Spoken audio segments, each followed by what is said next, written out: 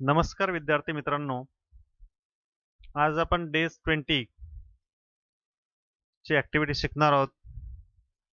अतिशय सोपी आहे. तुम्हाला ही ॲक्टिव्हिटी वर्ग 9 मध्ये झाली असणार.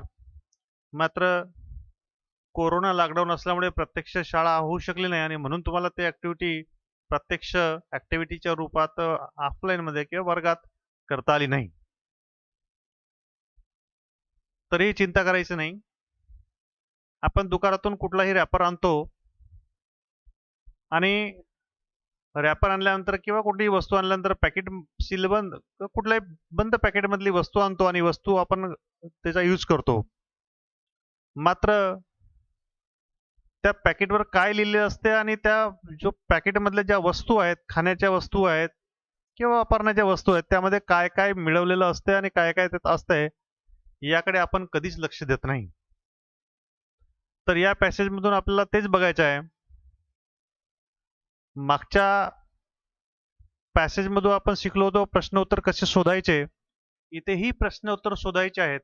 मात्र जाहिरातमध्ये आलेल्या किंवा पॅकेटमध्ये असणाऱ्या ज्या वस्तूचे इन्ग्रेडियंट्स किंवा जाहिरातीमध्ये काय दिल्यात त्याच्यावरचे आपल्याला शोधायचे आहेत. लाईक अ पॅसेजमधूनच क्वेश्चन आन्सर शोधणे अशा एक स्वरूपाची ही ॲक्टिव्हिटी आहे. तर आपण आता आधी एक जाहिरात बघू. तुमची आवडती जाहिरात कोणती आहे? सगळ्यांना आवडणारी. तर ती जाहिरात बघू आणि त्यानंतर त्याच्यावरचे क्वेश्चन आन्सर घेऊ. ठीक आहे विद्यार्थी मित्रांनो. तर वाचा जाहिरात. Shortbread biscuits. The important ingredients: 125 gram oblique 40Z butter. Second, 55 gram and 20Z caster sugar. Third, 180 gram oblique 60Z plain flour. Then method: first, heat the oven to 190 Celsius oblique 375 F oblique gas 5. Second, beat the butter and the sugar together until smooth. Third, stir the flour to get the smooth paste. Turn onto a work surface and gently roll out until the paste is 1 centimeter to half in thick. Fourth, cut into rounds or fingers and place onto a baking tray. Sprinkle with icing sugar and chill in the fridge for 20 minutes. Last, bake in the oven for 15 to 20 minutes or until pale golden brown. Set aside to cool on the wire rack. वाचलं विद्यार्थी मित्रांनो. यावरचे प्रश्न हे बिस्किटची जाहिरात आहे आणि कुठलीही जाहिरात कुठलंही रॅपर तुम्ही बघायचं. आता इथे रॅपर मी दाखवलं नाही. तर रॅपर बघायचं नाही. त्या रॅपरवर इन्ग्रेडियंट्स लिहिलं असते. ते इन्ग्रेडियंट्स काय असते ते आपल्याला माहिती पाहिजे, बघायला पाहिजे.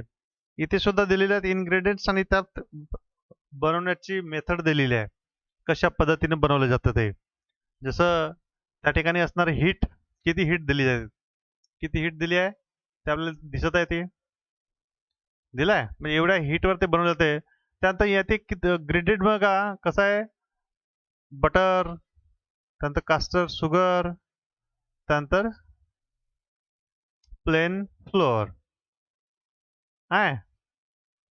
त्यानंतर अशा प्रकारचे दिलेले आहे.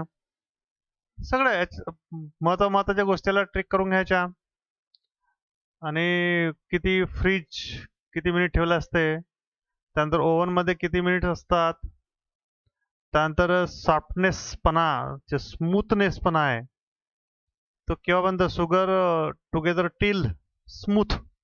अशा प्रकारचं महत्वाचे पॉईंट बघायचे आणि त्यानंतर प्रश्नाचे उत्तर शोधायचे. तर पहिला प्रश्न बघू विद्यार्थी मित्रांनो. What is the temperature needed to bake the biscuits? किती म्हणजे टेम्परेचरची नीड किती आहे? तुम्हाला त्या ठिकाणी दिसत असेल. किती नीड आहे? त्यानंतर सेकंड क्वेश्चन आहे विद्यार्थी मित्रांनो.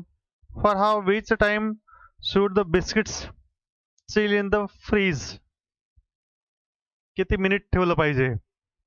त्यानंतर what are the essential ingredients to bake shortbread biscuits? अशा प्रकारचे 3 प्रश्न दिले आहेत आणि त्याचं उत्तर तुम्हाला ॲपमधून शोधायचं आहे. तरी मी तुम्हाला एक दाखवत आहे. पहिला प्रश्न बघा काय. What is the temperature need to make the biscuits? किती टेम्परेचरची गरज आहे? किती आहे? 190 अंश किंवा त्याला 135 फॅरेनहाइट्स गॅस फ्राय अशा प्रकारचा आहे. त्यानंतर दुसरा प्रश्न बघा आहे किती टाइम लागतो biscuit size chilled in the fridge for 20 minutes. परत इसेन्शियल इन्ग्रेडियंट्स मी तुम्हाला दाखवलं होतं, हायलाइट केलं होतं, किती आहेत तर ते सुद्धा या ठिकाणी दिलेले आहेत. अशा प्रकारचे ही एक ऍक्टिव्हिटी आहे आणि त्यामध्ये ते दिलेले आहेत. तर ते शोधायचे आणि त्या प्रश्नाची उत्तरे लिहायची. मागच्या ऍक्टिव्हिटी सारख्या विद्यार्थी मित्र किंवा शॉर्ट पॅराग्राफ दिला असेल तर शॉर्ट पॅराग्राफ प्रश्नाचे उत्तर आपण शोधायचे. समोरचा बघा मी तुम्हाला एक शॉर्ट पॅराग्राफ दिलेला या ठिकाणी दिलाय. तसेच आहे Ruskin Bond as a Indian author of British descent. तर हा पॅराग्राफ वाचायचा आणि पॅराग्राफ वाचल्यानंतर त्या खालील प्रश्नाची उत्तरे लिहायची. वाचता? ठीक आहे, वाचा. पॅराग्राफ वाचल्यानंतर प्रश्नाची उत्तरे मग तुम्हाला शोधायची आहेत. सोपी आहेत. मी त्या ठिकाणी प्रश्न सांगेन मग ते आपलं बघू. ठीक आहे, तर करा read. Ruskin Bond, born in 1934, is an Indian author of British descent. He lives with his adopted family in Landur. In Mussoorie, India, the Indian Council for Child Education has recognized his role in the growth of children's literature in India. He got the Sahitya Akademi Award in 1992 for Our Trees Still Grow in Dehra. He was awarded Padma Shri and Padma Bhushan respectively in 1999 2014. झालं वाचून?